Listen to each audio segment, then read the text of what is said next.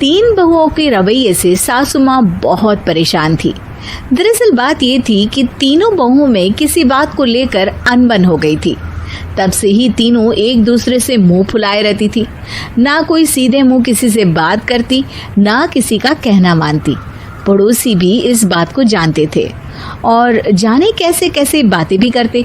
इसीलिए सासू माँ ने तीनों बहुओं को तुरंत अपने कमरे में बुलाया। मैं कई दिनों से देख रही हूँ, तुम तीनों अलग अलग सारे काम कर रही हो। ये सब नहीं चलेगा, तीनों को मिलकर ही काम करना पड़ेगा। सास की बात सुनकर एकदम से बड़ी बहू बोल उठती है। नहीं मम्मी जी, मैं इन दोनों के साथ कुछ नहीं कर सकती। मैं इस घर की बड़ी बहू हूँ, फिर भी ये मेरा कहना बिल्कुल भी नहीं मानती।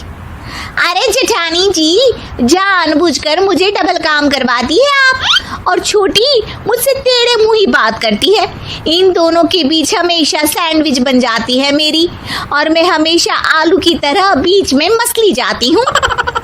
मम्मी जी, इन दोनों को लगता है कि मैं छोटी हूँ तो इनके पैरों तले दब जाऊंगी, लेकिन नहीं, मेरा भी उतना ही अधिकार है जितना इन दोनों का है। बड़ी आई दोनों मेरी चुगली करने के लिए, मुझे क्या कम समझ रखा है। तीनों बहू एक दूसरे से बहस करने लगती है और सास दोबारा ये देखकर टेंशन में आ जाती है और सबसे कहती है, चुप हो जाओ, अब से तुम तीनों सारे काम एक साथ करोगी। आंख बंद करके एक दूसरे की बात सुनोगी। तुम तीनों इस बात को गांठ बांध लो, वरना अगली छुट्टियों में तुम्हारा अपना मायके जाना कैंसिल। सास की बातें सुनकर डर के मारे तीनों हामी भर देती हैं। जी मम्मी जी, मैं समझ गई। हाँ मम्मी जी, जैसा आप कहें। आप जो कहेंगी मैं वही करूंगी। तीनों बहू सास की बात को गांठ बांध लेती है और वादा करती है कि अब से सारे काम वो तीनों एक साथ मिलकर ही करेंगी। ये सब देखकर सास खुश हो जाती है और वहां से चली जाती है।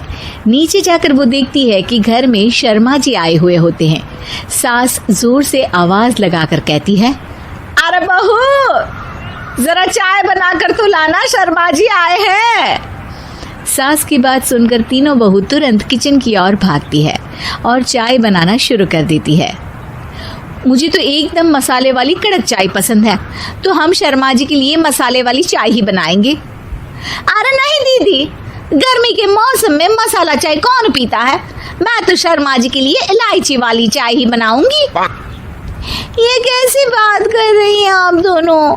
मेरी मम्मी ने सिखाया है कि मेहमान को ज्यादा दूध और शक्कर वाली चाय देनी चाहिए, वरना वो घर वालों को कंजूस समझते हैं। तो मैं तो शर्मा जी को ऐसी ही चाय दूंगी। तीनों बहुएं अपने अपने तरीके से चाय में शक्कर, मसाला, पत्ती सब डाल देती है। उबलने के बाद तीनों मिलकर चाय बाहर लेकर जाती है और शर्मा जी और सासू माँ को देती हैं। चाय पीने के बाद शर्मा जी सासू माँ को देखकर शर्मा जाते हैं और शर्मिंदा महसूस करते हैं कि आखिर उन्होंने चाय पीने के लिए हामी क्यों भरी। सासू माँ भी चाय पीना शुरू करती है और कहती हैं, अरे बहू, ये कैसी चाय बनाई है?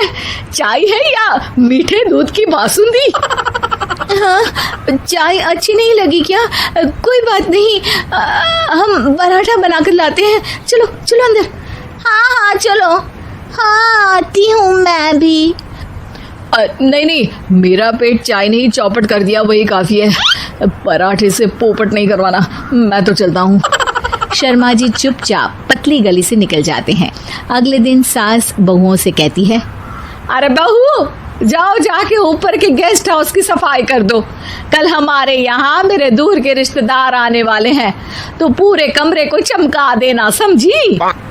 तीनों बहू सास की बात को मानकर ऊपर सफाई करने चली जाती हैं और तीनों कमरे की सफाई चालू कर देती है।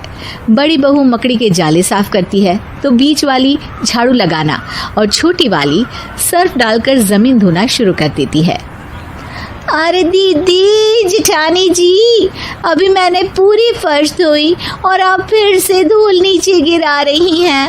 और मछली जेठानी जी, आप बिना झाड़ू की धूल यहाँ छटक रही हैं। अरे तीनों को साफ करना है, एक साथ सफाई करते हैं ना। अरे वही तो, हम साथ साथ हैं, घर साफ साफ है।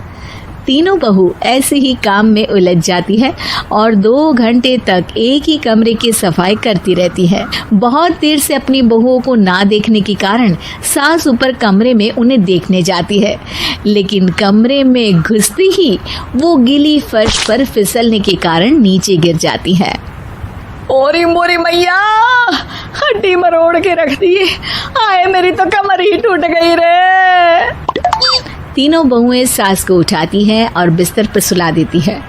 अरे मेरे हाथ पैर दर्द कर रहे हैं, दबा दो, आराम मिलेगा। हाँ जी माँ जी। अरे जी माँ जी, जी माँ जी। और तीनों बहुएं एक साथ सास के हाथ को दबाना शुरू कर देती हैं। माँ की तो चीख ही निकल जाती है और नतीजा ये होता है कि सास के बचे हुए शरीर में भी दर्द उठ जाता है। हाय राम, ये क्या कर दिया तुम तीनों ने।